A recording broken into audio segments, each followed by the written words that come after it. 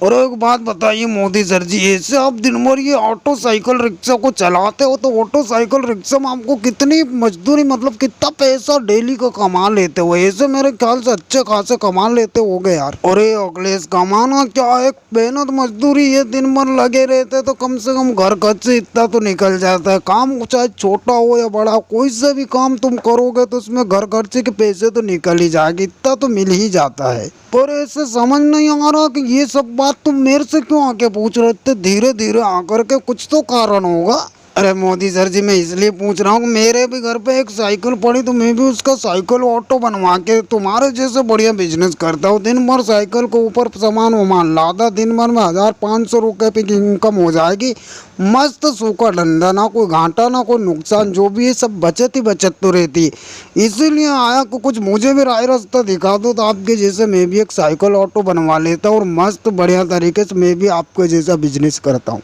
अरे अखिलेश, बस तुम्हारी यही तो कमजोरी है, तुम्हें कोई सी चीज बताया नहीं कि तुम बस हमारा ही धंधा चौपट करने में लगे रहे। तो मटका बनाने लगे तो तुम वहाँ के झांक ताक करने लग गए। मेरे सामने मटके की दुकान डाल ली, वो बंद करके मैंने दूसरी दुकान डाली, वहाँ पर तुम आके खड़े हो गए।